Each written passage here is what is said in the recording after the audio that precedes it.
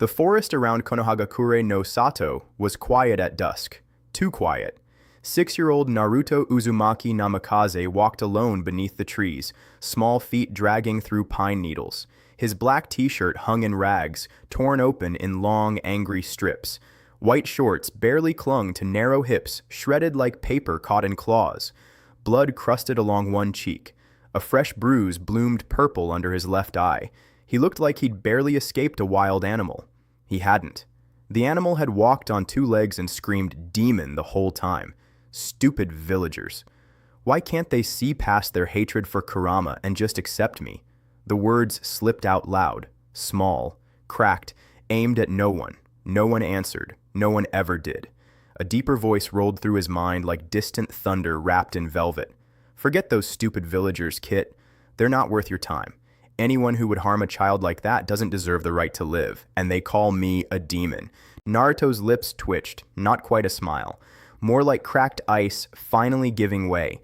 He'd met Kurama 2 years earlier, 4 years old, bleeding out behind the dumpster behind Ichiraku's after another lesson from the adults who were supposed to protect him. The fox had spoken then, calm, honest, told him why the village hated him, why the 4th Hokage, his father, had chosen him, why the seal existed. At first, Naruto had been furious at a dead man, furious at a village that celebrated his birthday by trying to kill him. But fury is heavy. After a while, he simply understood, not forgave. Understood. I still don't get what my father saw in that hellhole of a village. All they care about is themselves, especially that damn council. That stupid Banshee Tsunade called for my death almost every day, while that bastard Danzo wanted me to become a weapon for the village. Kurama's mental chuckle was low, dark, proud. Over the years, I've taught you the basics, Kit. Stealth, how to disappear, how to listen when no one thinks you're there. Your natural fox-like nature, enhanced by me, made the rest easy. 2 years of pranks had sharpened him. 2 years of hiding had turned evasion into instinct. His stealth and espionage skills were already Anbu level. He'd infiltrated council meetings more than once, listened to secrets no child should ever hear. He knew about the Uchiha massacre, knew Itachi had been ordered to do it, knew the truth behind the orders. One day I'll find him. I'll help him. Itachi was one of the few people who had ever treated him like a person. Not a demon, not a Jinchuriki, just Naruto. The only others were his adoptive siblings, the ones who still wrote secret letters and slipped him food when no one was watching. Well, I guess I better find some place to set up camp for the night. Hey, Kurama, do you want to come out and hunt tonight? A ripple of amusement brushed his mind. Circuit. I'll find us something good to eat. Naruto bit his thumb. Blood welled, bright and fast. 5 hand signs. Quick, practiced. Then palm slammed to earth. Summoning jutsu. Fire swirled. Crimson light flared. A 9-tailed fox the size of a horse materialized in front of him. Fur black as midnight at the edges, red as fresh blood at the center. Kurama shook himself once. Golden eyes glowed. All right, Kit, I'll be right back with dinner. He sprinted into the trees, silent, massive, gone in seconds. 1 hour later, Kurama returned. A boar dangled from his jaws, easily 200 pounds. Naruto already had a small fire going inside a hollowed-out tree. He took out a kunai, began skinning the boar with practiced economical movements. Not only had Kurama taught him ninjutsu basics, he'd taught him how to survive, how to live off the land when the village decided tonight was another lesson night. The fire crackled, fat dripped, meat sizzled. So, Kurama, do you think we should go back to the village this time? Kurama settled beside the flames, huge head resting on massive paws. No, I don't think we should go back. The old man would just put us back in that rat-hole apartment. The villagers who did this would get a slap on the wrist, told not to do it again. We're better off never going back. His voice stayed calm, but underneath it, cold fury. Fox law was simple. Anyone who harms a pup dies on sight. The only reason Kurama hadn't slaughtered the entire village was for Naruto's sake. He wouldn't let the boy see him like that. Not yet. You're probably right. So, where should we go then? Kurama gave the fox equivalent of a shrug, one massive shoulder rolling. Naruto opened his mouth to suggest a direction. Kurama's tail snapped up. pressed gently but firmly over his lips. Naruto froze, looked the question silently. Kurama's eyes narrowed. Mental voice dropped low. They haven't found us, but there are 2 shinobi near our position. I can't tell who. Naruto's pulse kicked up. Not fear. Curiosity. Well, that's interesting. Maybe this could work in our favor. Kurama removed his tail, vanished in a swirl of crimson flame. All right, Kit, let's go greet our visitors. Naruto nodded once, rose silently, moved toward the signatures. 2 men walked through the forest near Konohagakure, on their way home from a mission. The first was dark-skinned, white hair covering his left eye, white one-strap flak jacket, high-collared black shirt open at the throat, black pants, black sandals, cleaver sword on his back, kanji for water tattooed on his right shoulder, kanji for lightning on his left. Darui, right-hand man to the 4th Raikage. The second man was broader, more muscle, same white flak jacket, black pants, shin and wrist guards, white scarf loose around his neck, 7 swords strapped across his back, red-wrapped grips, sunglasses, bullhorn tattoo on left cheek, iron kanji on right shoulder, the seal for the 8 tails, Killer Bee Jinchuriki, brother of the Raikage. They walked leisurely. Bee inspected one sword for damage. Then he stopped dead. Gyuki's voice rumbled inside his head. I sense one of my kind's chakra nearby, though I can't tell who. Bee froze. Darui noticed instantly. Bee, you okay? I hope it's nothing, doll. Bee scanned the trees. Yeah, I'm fine, Darui.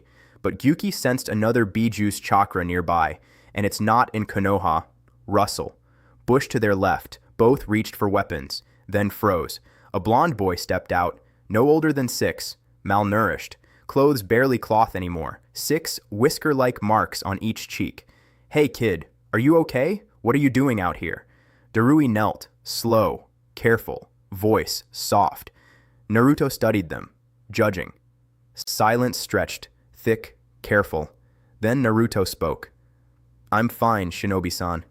As for why I'm out here, I ran away from my village. A mob of civilians tried to kill me. Again. Both men's faces twisted, rage, disgust, sorrow flashing fast. Why would people try to kill an innocent boy? Naruto watched them, felt the killing intent rise. Not aimed at him, aimed at a village that would do this. Minutes passed, then B broke the silence. Hey kid, this is gonna sound strange, but I need you to remove your shirt and call on your chakra. If you can. Darui blinked, about to ask why. Naruto met B's eyes. So it is you. You're like me. B nodded slowly. Yes, our kind is known as Jinchuriki. I hold the 8 tails. My name is Killer Bee. What's yours? Naruto stepped closer. I am Naruto Uzumaki Namikaze, son of the 4th Hokage Minato Namikaze, and Kushina Uzumaki. I am the Jinchuriki of the 9 tails, Kurama. Darui's jaw dropped. B's sunglasses slid halfway down his nose. The son of the yellow flash, the red habanero, the most feared Hokage in recent history, and the woman who once tore through Kumo's best like paper. He should have been royalty. Instead, he stood in rags, bruised, hunted. B recovered first. Sure, kid, you can come with us. Naruto climbed onto B's shoulder without hesitation, squealed with pure, bright happiness the entire way back to Lightning Country, Kumogakure no Sato. 1 day later, they walked straight to the Raikage Tower. Guards bowed to Darui and B smiled kindly at Naruto, who smiled back. He had only ever received kindness like this from Kurama, from Itachi, from his adoptive siblings. They didn't knock, just walked in. Yo bro, mission complete, but we picked up a little hitchhiker on the way back. 4th Raikage, looked up from paperwork. He was massive. No shirt, muscles carved from granite. White Raikage cloak draped over shoulders, gold bore belt buckle. He smiled, warm, wide. Hello there, little one. I'm the Raikage of Kumogakure. What's your name? Naruto stepped forward. Naruto Uzumaki Namikaze. And before you ask, yes, my father was Minato Namikaze, 4th Hokage, Yellow Flash. My mother was Kushina Uzumaki. If you'll allow it, I would like to live in Kumo and become a shinobi of this village. A's eyes nearly popped out. If those two had a child, he would be terrifying. B grinned behind his shades. Bro, you should know, young Naruto here is a Jinchuriki, like me, like Yugito.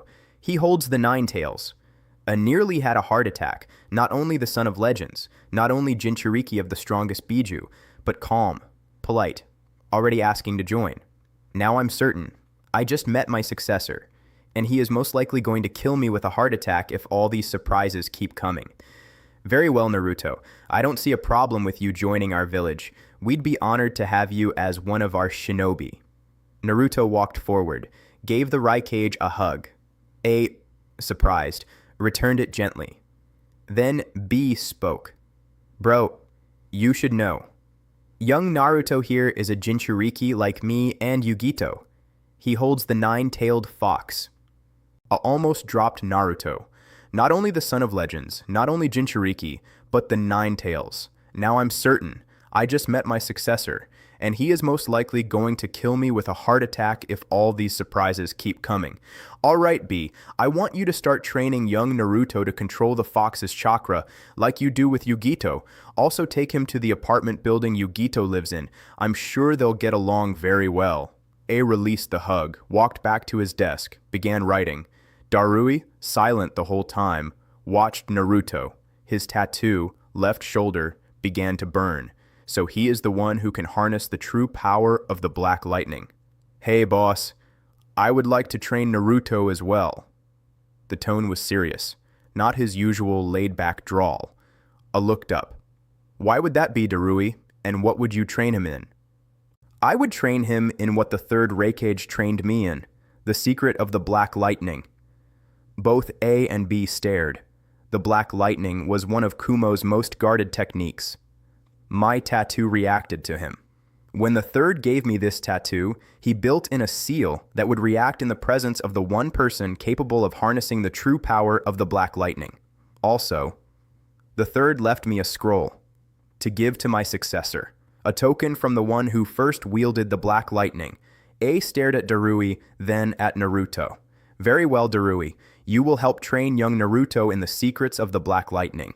B will train him to control his Biju. But for now, B, take Naruto to the academy. Today is the first day of class. I'm sure he would like to start on his road to becoming a shinobi. Am I right, Naruto? Naruto grinned. Bright, fox-like. He vanished in a puff of dust and laughter. B blinked. Darui stared at the empty space, fell out of his chair laughing. Outside, Naruto sprinted toward the academy, dragging B behind him like a ragdoll. B, Jonin of Kumo, flailed helplessly. Energetic blondes are the death of me. When they finally reached the classroom, B knocked, waited. Come in. They entered. The class and teacher went wide-eyed. B-sama? The teacher, Bakudai, stood. What can I do for you, B-sama? Just here to drop off Naruto. He just joined the village, wants to be a shinobi. I trust you'll treat him like all the others. He handed over papers snatched before Naruto had literally dragged him across half the village. Bakudai read, eyes widened, then nearly fainted. Naruto Uzumaki Namikaze, son of Minato Namikaze, son of Kushina Uzumaki. If everyone reacts this way to Naruto's identity, we'll lose over half our shinobi force to heart attacks. Naruto studied his new sensei, standard Kumo Jonin attire, one strap flak jacket, black shirt, black pants, muscled, dark-skinned, long black hair in a ponytail. Bakudai cleared his throat. Yes, well, Naruto, I'm Bakudai Yuto. I'll be your sensei while you're at the academy. Why don't you introduce yourself to the class? Naruto walked to the front. Hey, my name is Naruto Uzumaki Namikaze. I'm originally from Konoha, but I ran away because I was hated. Silence. B stepped up, hand on Naruto's shoulder, serious face. Naruto, after you're dismissed, you'll start training with me to control him, all right? Yugito, I want you to show him where we normally train. He'll be joining us. A blonde girl with a braid rose. Wait, Uncle B? Do you mean he's like us? Before B could answer, another voice cut in. Why would you think someone as cute as this new guy would be like you, freak? You're just a monster cat, like the one you hold. Most of the class murmured agreement. Yugito's face crumpled, eyes shimmered. Naruto's expression went blank, then cold. He walked up the steps. Everyone watched. Many thought he would mock her, laugh. Instead, he knelt. "Are you okay, Yugito?" She looked up, searched his eyes for cruelty, found only pain that recognized pain. A tear fell. Naruto embraced her, gently, tried to comfort her. Yugito hugged back, clung, felt something she couldn't name. Safety, warmth, home. The girl who had spoken earlier, hysterical now. "What? You can't honestly like her. She's a monster. She has the two-tailed monster cat sealed in her." The classroom filled with unimaginable killing intent. Thick, heavy, suffocating. Bakudai froze. The class froze. Even B felt it, like ice down his spine. Naruto stood slowly, turned. "Never insult Yugito in my presence. She and I are the same. She bears a burden the same as I do. So if you insult her, you are insulting not only me, but Killer Bee as well, since he carries a biju too." His voice gained a demonic edge. He smirked. The class gasped. His eyes were gone, replaced with blood-red orbs, slitted pupils, glowing. He emitted a thin cloak of Kurama's chakra, one tail, fox-shaped aura. She may hold the two tails, and B may hold the 8 tails. But my burden is the hardest to bear, for I hold the 9-tailed fox inside me. The cloak receded, eyes returned to blue. He gave his trademark fox grin. "Well, I guess I'll catch you later, B. Don't worry, I'll watch out for Yugito-chan, and make sure anyone who tries to insult her pays dearly." B smirked. "All right, Naruto. Yugito, make sure you show Naruto where we train every day. I'll catch you two lovebirds later." He walked out, left behind a stunned class, a smirking Naruto, a blushing Yugito, a smiling teacher. It seems these next few years won't be as boring as I thought. Yugito stared at the blonde boy. He carried a burden greater than hers. Yet he could still smile, still protect, still care. Her tenant, perverted cat Matatabi, purred inside her mind. "Here, shit, it's him, it's really him. Kitten, you need to drag that boy to your apartment, lock the door, and not let him get any sleep for a month. Matatabi, knock it off. I will not drag him to my apartment, and you know we can't do that. We're barely 6, for God's sake. Kitten, please, I need my cure sex, and I need him, now, too bad." "You'll have to wait." She cut the connection. Bakudai clapped once. "All right, class, let's begin, shall we? Naruto, why don't you take a seat next to Yugito, so we can start?" Naruto grinned, started walking toward his new life, as a shinobi of Kumogakure.